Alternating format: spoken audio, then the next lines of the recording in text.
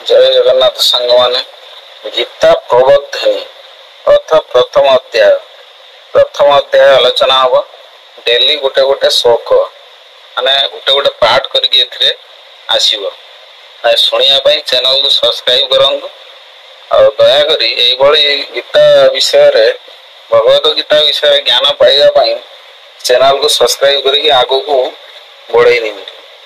धर्म क्षेत्रे कुरुक्षेत्रे समावेता जुजुत्सव मामक पांडवश्चैव किम कुरुवत संजय।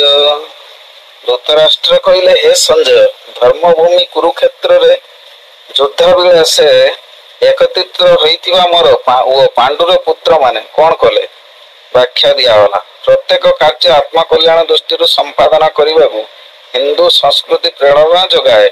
यह संस्कृतिर एक वैशिष्ट्य।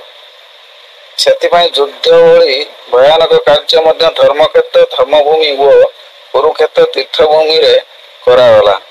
यार उद्देश्य थिला जे एभली धर्मक्षेत्र रे प्राण हराइथिबा योद्धा माने उद्धार पाइजिबे।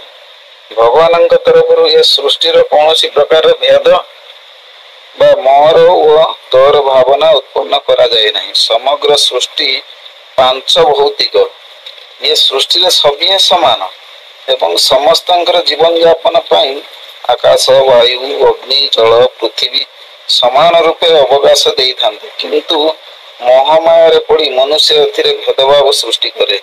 से भावे अमुक मोर अमुक व्यक्ति मोर घर ग्राम राज्य देश इत्यादि मोर एवं अमुक अमुक मोर नुहे अन्यर एतादृश भेदभाव कारण संघर्ष बीज अंकुति हुए।